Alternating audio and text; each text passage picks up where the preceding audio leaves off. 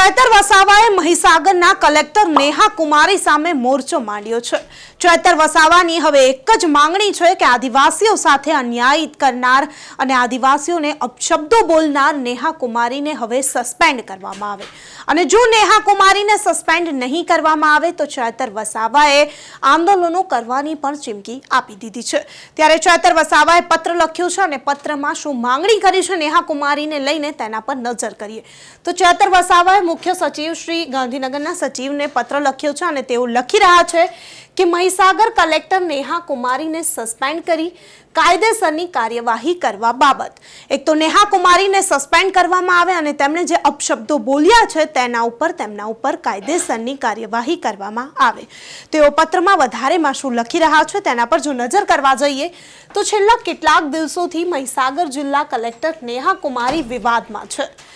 તેઓનો એક વિડિયો ગુજરાતમાં અને દેશમાં ખૂબ વાયરલ થયેલ છે જેમાં તેઓ તાલુકા સ્વાગત કાર્યક્રમના મંચ ઉપરથી એક દલિત યુવાનને ન બોલવાના અને અપશબ્દો બોલી રહ્યા છે। ઘણા અપશબ્દો છે જે આપણે બોલી નથી શકતા તેવા અપશબ્દો બોલી રહ્યા છે જેવો શબ્દ જેવા છે જેનું ઉચ્ચારણ અને બોલવું જે છે તે બોલી ન શકાય અને સંવિધાનિક ગુનો બને છે તેવા શબ્દો આઈએએસ નેહા કુમારીએ બોલેલા છે।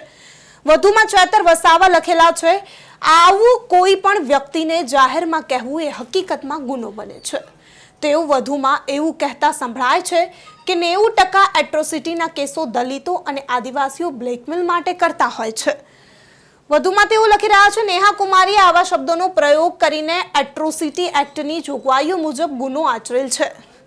આ મુદ્દે હું અને વાસદાના એમએલએ અનંત પટેલ અને લુણાવાડાના સ્થાનિક ધારાસભ્ય ગુલાબસિંહ ચૌહાણ ગઈકાલે 26 નવેમ્બરના રોજ મહીસાગર કલેક્ટર નેહા કુમારીને મળવા ગયા। ત્યારે ઉલ્લેખનીય છે કે કોઈ કલેક્ટર કક્ષાની વ્યક્તિ આદિવાસીઓ અને દલિતો 90% કેસો બ્લેકમેલ માટે કરે છે એવું કહે તો સ્વાભાવિક રીતે એમની પાસે એનો કોઈ આધાર હોવો જોઈએ।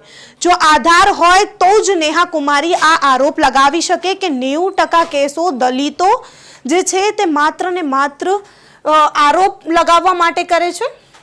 આ કયા આધારે તેઓએ આવું નિવેદન તાલુકા સ્વાગત કાર્યક્રમના મંચ ઉપરથી કહેલું એ બાબતે પૂછવા અમે 26 નવેમ્બરે બપોરે 12:30 વાગ્યાની આસપાસ ગયા હતા પણ 1 કલાક સુધી અમને બેસાડી રાખેલા અને મળવાનો સમય પણ આપ્યો ન હતો। ચૈતર વસાવાને મળવાનો સમય પણ આપ્યો નહીં અને મારા મામલતદારને મળી લેજો એવો મેસેજ પોતાના પીએ મારફતે મોકલી આપેલો જે બિલકુલ અયોગ્ય છે। ચૈતર વસાવા અહીં નેહા કુમારીને તેમની ઓફિસે જાય છે, કલેક્ટર કચેરીએ પહોંચે છે તેમની ઓફિસે, પરંતુ નેહા કુમારીએ કહ્યું હતું કે મારા પીએને મળી લેજો તેવું કહી તેઓ આવ્યા નહીં અને પોતાનો સમય પણ આપ્યો નહીં। ત્યારે ચૈતર વસાવા વધુમાં લખી રહ્યા છે ત્યારબાદ અમોએ ખૂબ રાહ જોઈ હતી પરંતુ તેઓએ અંદાજે 1 કલાક સુધી મળવાનો સમય આપ્યો ન હતો। છેવટે અમારે ત્યાંથી લોકોના સવાલોની રજૂઆતો કરવાના બદલે ચાલ્યા જવું પડ્યું। તેઓએ જાણવાની પણ તસદી લીધી નહોતી કે અમે શેની માટે આવ્યા। બહુ દુઃખદ સાથે કહેવું પડે છે કે જે અધિકારી પાસે 3 ચૂંટાયેલા ધારાસભ્યોને મળવાનો સમય ના હોય એ ગરીબ આદિવાસીઓ અને દલિતો સાથે શું વર્તન કરતા હશે। અમોને તેઓની ગેરવર્તણૂકની બીજી પણ ફરિયાદો મળેલી છે કે તેઓ આદિવાસી સમાજના અરજદારોની અરજીઓ ફેંકી દે છે અને પોતાની ચેમ્બરમાંથી અરજદારોને પણ બહાર કાઢી મૂકે છે।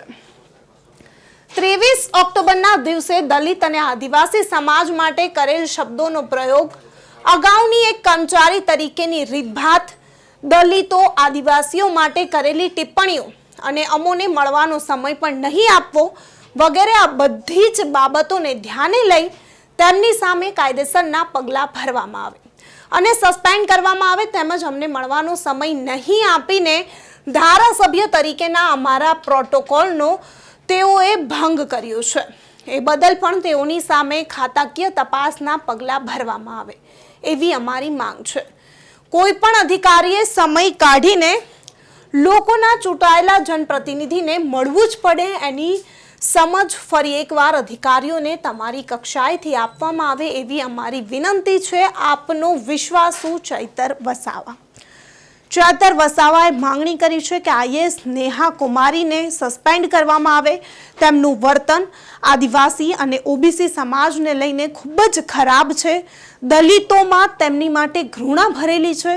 દલિતો તેમને જે અરજી આપે છે તેમને ફાડી આઈએએસ નેહા કુમારી ફેંકી દે છે. દલિતોની તેમને દરકાર સુદ્ધા નથી. માટે આઈએએસ નેહા કુમારીને હવે સસ્પેન્ડ કરવામાં આવે અને જો નેહા કુમારીને સસ્પેન્ડ કરવામાં નહીં આવે તો ચેતર વસાવા ફરી એકવાર આદિવાસીઓને લઈને આંદોલન પર ઉતરશે. તો ચેતર વસાવાએ હવે ચીમકી આપી દીધી છે અને ચેતર વસાવાની આ ચીમકી વિશે તમારું શું માનવું છે? ચેતર વસાવાએ આજે લેટર લખ્યો અને નેહા કુમારી પર મોટા આક્ષેપો કર્યા છે, તેને લઈને તમે શું માનો છો? અમને કમેન્ટ કરી ચોક્કસથી જણાવજો તથા અમારી ચેનલ નિર્ભય ન્યૂઝને લાઇક, શેર અને સબસ્ક્રાઇબ કરવાનું ભૂલશો નહીં. આભાર.